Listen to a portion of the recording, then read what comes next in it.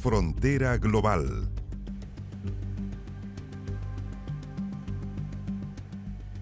¿Qué tal? ¿Cómo están? Bienvenidos y bienvenidas a Frontera Global, este espacio del canal 24 Horas en el que cada semana le contamos a dónde tiene que poner su mirada, cuáles son los principales temas internacionales. Y para eso vamos a nuestros puntos cardinales. El presidente de Argentina, Javier Milei, encabezó los actos de celebración del Día de la Independencia. En medio de este desfile, Milei y su vicepresidenta, Victoria Villarroel, rompieron todos los protocolos y se subieron arriba de un tanque. Esto en medio de la conmemoración que se da luego de que se firmara el llamado Pacto de Mayo, que busca sentar 10 acuerdos claves para la recuperación económica del vecino país. Vamos a hablar también de otro país vecino, de Perú, porque crece la polémica allí, donde la aprobación de una ley que impide a las personas que sean procesadas por delitos de lesa humanidad o crímenes de guerra ocurridos antes del año 2002. Esto beneficiaría, dicen algunos, a centenares de policías y militares por delitos cometidos durante el conflicto armado interno de este país. ¿Esto podría aplicar también al expresidente Fujimori? Lo veremos en este programa. Pendientes también de lo que sucede en Francia. Hay incertidumbre en este país en donde la izquierda finalmente logró una sorprendente victoria parlamentaria, aunque sin mayoría absoluta para formar gobierno. En unas elecciones en las que la ultraderecha de Marine Le Pen, la agrupación nacional, quedó relegada a un tercer lugar, y ahora la gran interrogante será cómo formar gobierno a pocas semanas de los Juegos Olímpicos en París. Y atentos también a lo que sucede en China. Hay alerta en este país en donde se han registrado violentos fenómenos naturales en las últimas semanas, desde graves inundaciones en varias provincias producto de las fuertes lluvias hasta aterradores tornados que han dejado varios muertos y decenas de heridos. Los expertos coinciden en que se trata de efectos directos del cambio climático.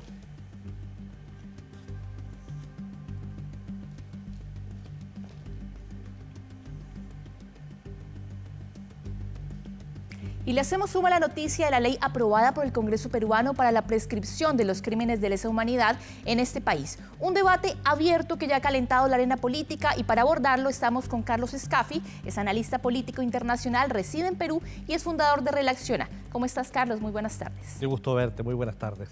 Partir preguntándote en qué consiste esta ley y por qué ha causado tanto revuelo en Perú. Mira, concretamente la controversia que se genera básicamente trata en que se interpretaría que ha sido una ley con nombre propio. ¿Por qué con nombre propio? Porque claramente dejaría atrás esta ley, la que estaría prescribiendo estos delitos, en un periodo de tiempo entre 1980 y el año 2002. Si bien es cierto, apunta a militares que combatieron el terrorismo, pero también se beneficiarían algunos terroristas, pero concretamente y específicamente el expresidente Alberto Fujimori, que como tú sabes, y la opinión pública lo sabe, está tomando un rol protagónico hoy en la vida política del Perú, y no sería, de alguna forma no se vería raro que se presente y fuera candidato presidencial en los comicios del año 2026 con 87 años. Estamos hablando justamente de Alberto Fujimori, y una vez se aprueba esta ley, hay algo que dice la justicia peruana, y es que no estaría aplicándose, por ejemplo, al caso Pativilca, que es uno de los casos más principales en violación de derechos humanos que tiene a cargo, ¿no?, el expresidente Alberto Fujimori. Sí. ¿Cuál es la diferencia en este caso frente a los otros que aborda esa legislación? Mira, a ver, concretamente Fujimori fue acusado, le dieron 25 años entre otras sentencias, siendo una de las más complejas el caso que mencionas tú, pero también el caso La Cantuta, el caso Barrios Altos. Y hay una presión no menor además, concretamente por el caso Pativilca, respecto de una resolución que sacó, en este caso, la Corte Interamericana de Derechos Humanos, respecto del proyecto de ley que ya fue aprobado por el Congreso de la República y estaría en vistas por, de alguna forma, ser ratificado por la presidenta Boluarte. Recordemos que la presidenta Boluarte se pronunció, de hecho, respecto de esta resolución de la Corte Interamericana de Derechos Humanos, concretamente, yo te diría de manera muy categórica, exhortándola primero a no llamar conflicto interno el terrorismo que tuvo Perú, y segundo, diciéndole, oiga, en Perú hay independencia de poderes, por lo tanto ustedes no pueden inmiscuirse sobre una decisión adoptada, concretamente me refiero a este proyecto de ley que podría convertirse finalmente en ley, ¿no? Entonces, y claramente el caso Pativilca ahí, particularmente para la Corte Interamericana de Derechos Humanos, es gravitante, y lo menciona de hecho esta resolución del 1 de julio. Justamente hay mucha molestia en el vecino país por la intervención que hizo la Corte Interamericana de Derechos Humanos porque le pide al Estado peruano dejar sin efecto esta ley. ¿Eso es posible en este punto, digamos, de la tramitación legislativa? Mira, primero en Perú cualquier cosa puede pasar, siempre todo es posible en Perú, pero yo te digo, básicamente haciendo una doble lectura, Andrea, respecto de la carta que firma la presidenta Boluarte el 5 de julio y firma el presidente del Congreso, es una carta categórica que llaman prácticamente a rectificar la resolución adoptada por la Corte Interamericana de Derechos Humanos. En consecuencia, de alguna forma se interpretaría que la presidenta Boluarte, que el Ejecutivo concretamente, porque el trámite legislativo es ese, no observaría esta propuesta legislativa y por lo tanto sería ley. Ahora, también puede darse la figura que el Ejecutivo guarde silencio y esta ley de alguna forma retorne al Parlamento, retorne a la Comisión y el Pleno sesione y finalmente sea aprobada por insistencia. En consecuencia, la probabilidad que sea aprobada, sea puesta en ejecución es bastante alta. Tú tocabas un tema fundamental y es el retorno posible, ¿no?, del expresidente Alberto Fujimori al escenario electoral tan convulso que ha tenido Perú en los últimos años. En las últimas semanas incluso hemos visto que la Fiscalía peruana también ha ratificado esa petición de sentencia de 30 años en contra de su hija. ¿Cuál sería el papel que jugaría Fujimori en estas próximas elecciones? Mira, a ver, primero la gran diferencia entre Keiko Fujimori y Alberto Fujimori. En el Perú, primero, si nos ponemos de cara, y contestando tu pregunta, al escenario electoral del 2026, y si bien es cierto, falta mucho tiempo, para los peruanos sobre todo, la probabilidad que Alberto Fujimori llegue es bastante alta por la siguiente razón. Porque en la eventualidad concurrirían aproximadamente a ese escenario electoral aproximadamente 32 o 34 agrupaciones políticas, partidos políticos, muy atomizados. ¿Qué ocurriría ahí? Que el fujimorismo, en la eventualidad que Alberto Fujimori represente, por lo demás se le ha visto muy activo en redes sociales y se le ve además un Fujimori reloaded, pasaría con 11%, Andrea, a una segunda vuelta, suficiente para pasar una segunda vuelta. Y se daría el siguiente dilema en los peruanos, que dirían, y también probablemente es muy factible que también concurra una segunda vuelta ante Humala. Y el dilema electoral sería, Arturo Humala propondría una lucha contra la corrupción muy probable, muy enfocada, muy dura, incluso habrá de fusilamiento, y Fujimori propondría básicamente lo que significó la seguridad. Y el peruano recuerda que Fujimori, en efecto, desarrolló una lucha frontal contra el terrorismo, y en ese dilema la figura de Fujimori podría efectivamente constituirse nuevamente en presidente de la República. Cumple con el principio de alternancia porque la vicepresidenta de la República sería la señora Keiko Fujimori, y si hacemos otro análisis en relación a cuál sería el análisis respecto de la elección congresal, llegaría a nivel de la Cámara de Congresistas con 73 parlamentarios. Por lo tanto, la figura cada vez toma mayor contundencia la figura de Alberto Fujimori, y yo los invito a que lo vean en redes sociales, lo van a ver un Fujimori muy activo.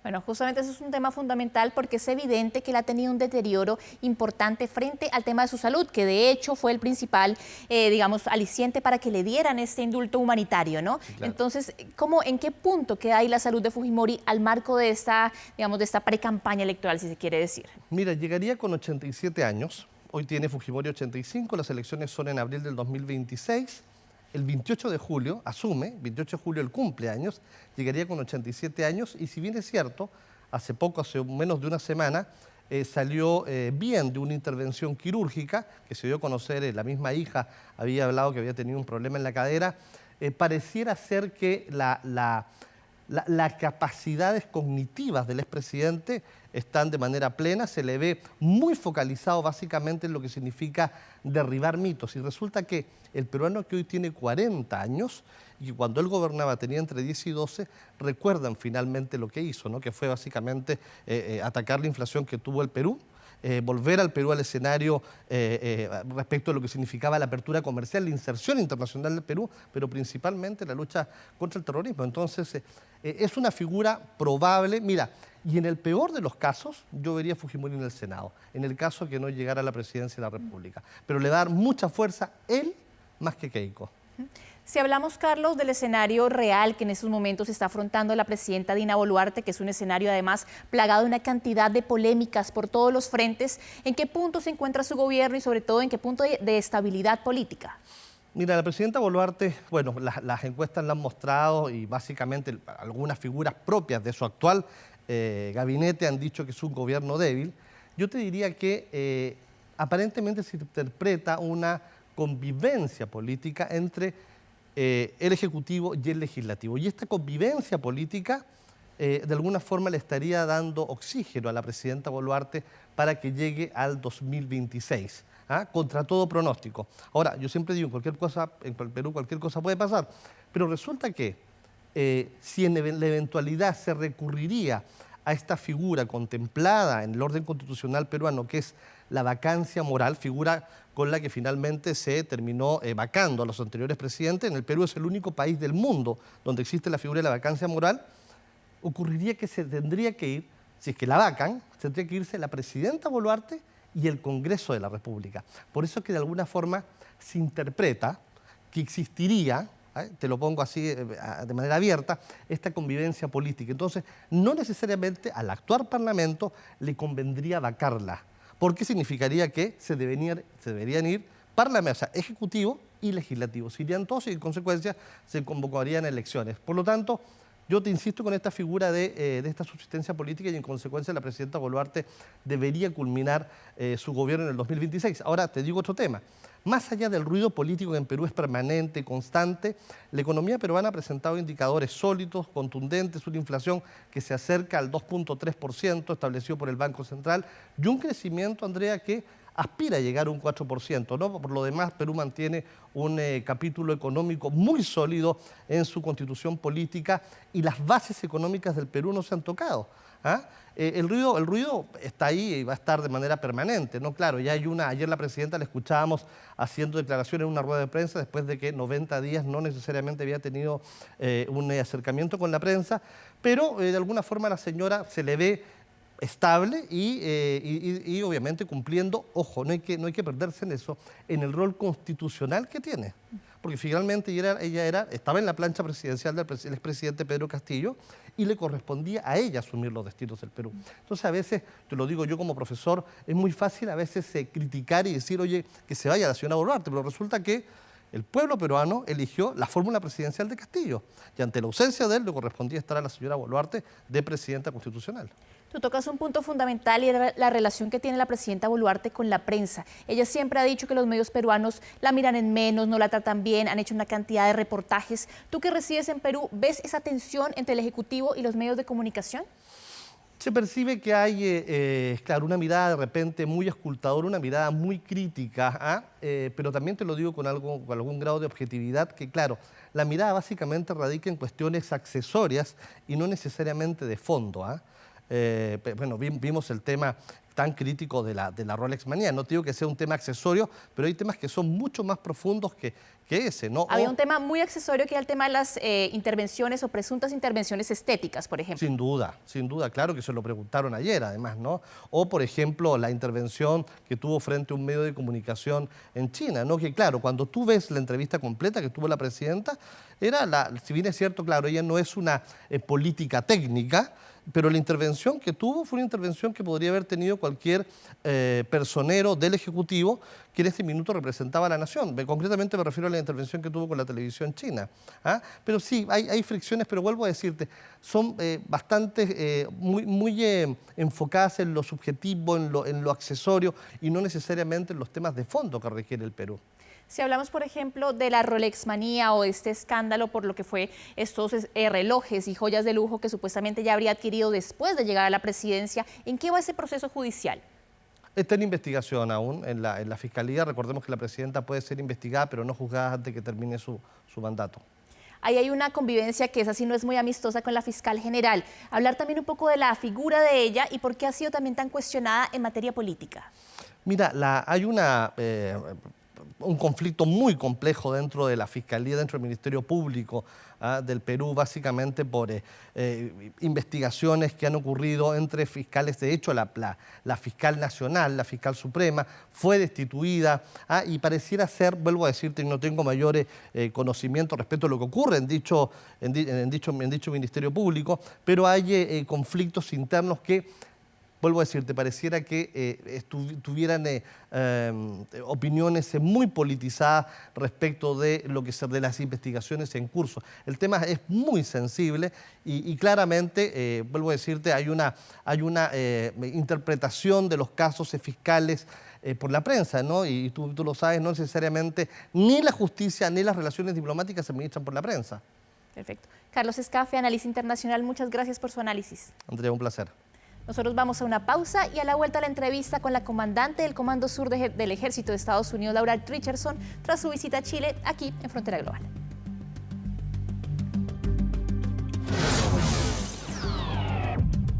Frontera Global. Tus padres se van haciendo mayores y puede que tu preocupación por ellos también.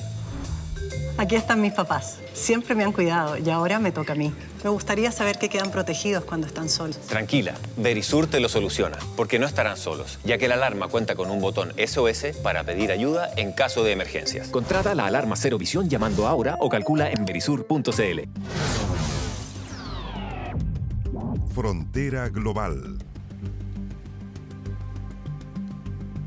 Y le hacemos doble clic a la visita que hizo la general Laura Richardson, que es comandante del Comando Sur del Ejército de Estados Unidos, aquí a Chile. Conversó en exclusiva con Frontera Global en 24 horas sobre los desafíos que enfrenta la región en materia de criminalidad, en el enfoque también de su país en la región con América Latina, y lo vemos en la entrevista que preparó nuestra periodista Sofía Norman. Estamos con la general del Ejército de Estados Unidos, Laura Richardson. Ella es comandante del Comando Sur de Estados Unidos aquí en nuestra región y va a estar visitando Chile durante estos días, y su visita también coincide con la llegada del portaaviones USS George Washington también a nuestro país, pero acá vamos a estar hablando de los desafíos y también el rol que tiene el Comando Sur dentro de nuestra región, y para eso vamos a preguntarle en una primera instancia cuáles son los intereses que tiene Estados Unidos dentro de nuestra región para mantenerla segura, y segura de qué finalmente, esto es de algún país o de algún otro actor internacional. And it's the hemisphere with which we all live in. And we've got to keep it free, secure, and prosperous. There are a lot of other regions that are not, and they're having all kinds of security challenges. And so I really think that the work that we do with the militaries, US Southcom, all the militaries in the region in South America, Central America, and the Caribbean, is working with our military forces, public security forces, all based in human rights, the rule of law, the professionalization of these forces. And so democracies tend to work with each other. We think alike. We have cultural ties, family ties, economic ties, trade ties. We share so much. And so we have a lot in common. And the thing is what we see around the world right now, what I say is an attack on democracy. It's like between autocracy and democracy. And it's a call to action that we have to work better together as like-minded democracies to protect our neighborhood. I mentioned that we all live in the same hemisphere, but it's our neighborhood. And what do we think of when we are neighbors? That we take care of each other, we watch out for each other, and we protect the region together, because there's a lot of malign activity, criminal activity. Hace poco más de 2 meses visitó la ciudad argentina de Ushuaia junto al presidente trasandino, a Javier Milei. En esa instancia se habló de la instalación de una base conjunta como puerta de entrada a lo que es la Antártica. ¿Qué intereses también tiene Estados Unidos sobre este llamado continente blanco?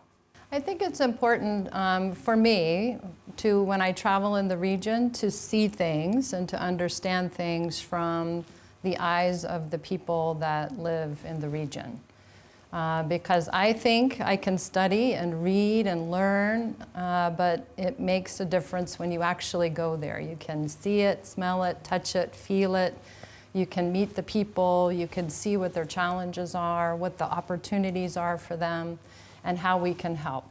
And so certainly we're not there to go do a base. When I think of from a military perspective, we have 2 very strategic sea lines of communication in the region. One of them is the Panama Canal. The other one is the Strait of Magellan. And so to be able to see those things. Last year when I was here in Chile, I went to Punta Arenas, And I went to the Strait of Magellan, and I went to one of the lighthouses on the Strait of Magellan because I wanted to be able to see it. And the Chilean Navy had taken me there and explained, you know, how the things operate with the Strait of Magellan and those sorts of things, so I could better understand it. ¿Y cómo ha sido la relación que tiene hoy día el Comando Sur, usted también como general del Ejército de Estados Unidos, con el recientemente asumido gobierno de nuestro país vecino, de Argentina? Estamos hablando del presidente Javier Milei. Well, I will tell you, Sophia, that Argentina is very important, just like Chile is very important, just like Paraguay is very important, Uruguay and Brazil. And so, you know, as I work with this region and to understand the region and to travel in the region, in the Southern Cone, as we call it, because it's really far. It's hard to get to sometimes just from the tyranny of distance. And so being able to come to these countries again and work together as multinational countries coming together. We have, Chile is actually hosting 3 exercises that are coming up in the next 4 months. And with these exercises, there will be anywhere from 20 to 30 nations that participate in these exercises. And so it will include the countries that I just mentioned, as well as the rest of the countries in the region. And our exercises have become so popular that other countries, other like-minded democracies, want to participate. Chile is also hosting the end of August, the South American Security Conference, where the chiefs of defense will come here to Santiago, and we will discuss the challenges together. I think that together with all of the criminal activity, the transnational criminal organizations, the crime, and those sorts of things, that countries, that we have to work better together cross-border, not just be internally focused. We have to work cross-border as well so we can box out that criminal activity to make this region more safe, secure, and prosperous. I really believe that this region feeds and fuels the world. ¿Y qué medidas en específico ha tomado el Comando Sur de Estados Unidos acá en nuestra región cuando hablamos del avance? ¿Cómo detener el avance del crimen organizado de organizaciones como por ejemplo el Tren de Aragua y también muchas otras que afectan hoy día no solamente a nuestro país, sino que a nivel regional cuando vemos América del Sur y también en el caso de Centroamérica? Everything that we do is to make this region safer. And whether it is, I think what's so powerful about our militaries working together is that militaries can have hard power, which is really, you know, equipment and weapons and things like that. But it can also have, militaries also have very capable soft power. And so working those two things together, whether it's fighting transnational criminal organizations, helping militaries modernize their equipment, doing subject matter exchanges, doing exercises where we train interoperability, military decision-making process, those sorts of things, it helps the militaries become better. And as we work with each other as well, they become better. But as you mentioned, migration, right? And migration numbers are off the charts. They just continue to increase. Families don't feel safe. They're trying to find a better life. Again, I go back to, you know, how do we help this region benefit, right? Because I really believe that economic security is national security. Y para finalizar, ¿cuáles son los principales desafíos que existen hoy día en nuestra región para ser enfrentados finalmente por parte del Comando Sur de Estados Unidos? And so I would say the transnational organized crime, malign state actors that take advantage of what those transnational criminal organizations have done, the money laundering that is able to clean that money and put it right back into that system. It's not just drug trafficking anymore, it's human trafficking, it's illegal mining, illegal logging, illegal fishing, counterfeit goods, it's all of that. And so trying to work with the militaries to work closer together, cross-border in the countries, so we can box out that malign activity and that criminal activity. Muchas gracias, General Richardson, por su tiempo y por conversar también de todos los desafíos que significan esta región y también del trabajo conjunto que se realiza con Estados Unidos. Y la buena noticia esta semana, la razón para que el mundo siga girando nos llega desde España, en donde gracias a los esfuerzos de los científicos se logró que el lince ibérico saliera de la lista de animales en extinción. Nos cuenta más Catalina Sangüesa. Hace 20 años estaban prácticamente desaparecidos. La expansión urbana y el desarrollo en Europa han llevado a este gato al límite de la supervivencia. Los linces ibéricos están al borde de la extinción. En los 2000 comenzaba una carrera contrarreloj para salvar a esta especie de pequeños felinos, hasta que al fin se ha llegado a la meta. Y que nos ha llevado a conseguir que el lince ibérico sea el primer felino en 22 años que abandona la categoría de peligro de extinción dentro de la lista roja de la UICN, de la Unión Internacional de Conservación de la Naturaleza. Gracias a los esfuerzos de preservación de 21 organizaciones lideradas por la Junta de Andalucía, se consiguió un cambio en el destino del lince ibérico, pues el gran gato mediterráneo ha desarrollado un aumento exponencial en su población. En 2002 se encontraban solo 94 individuos. Hoy en día la población total rodea los 2.000, los cuales habitan principalmente en el sur de España y Portugal. Detrás del éxito se encuentran varios factores. El aumento de la población de conejos ibéricos, que son el 80% de su dieta base. También se ha trabajado en mejoras en su hábitat, en la reducción de muertes causadas por el hombre y la cría en cautiverio.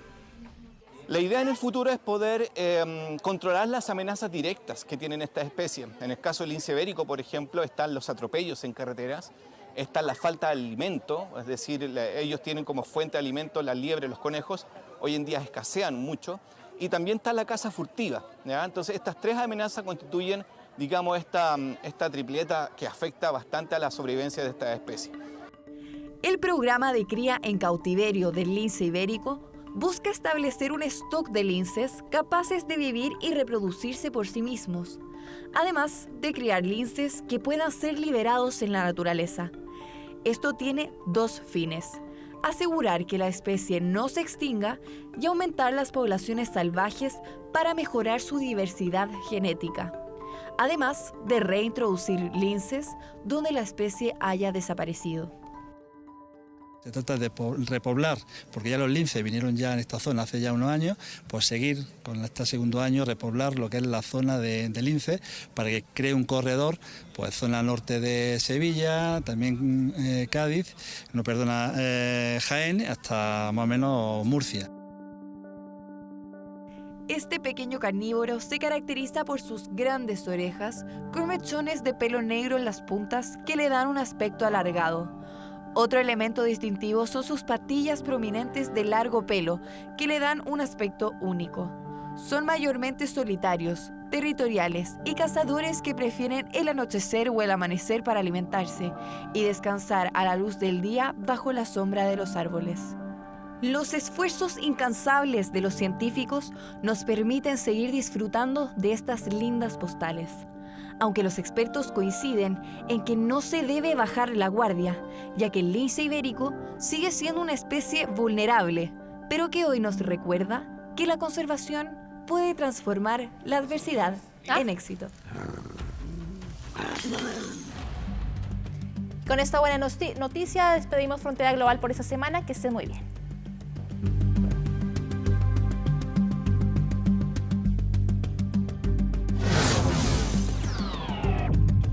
Frontera Global.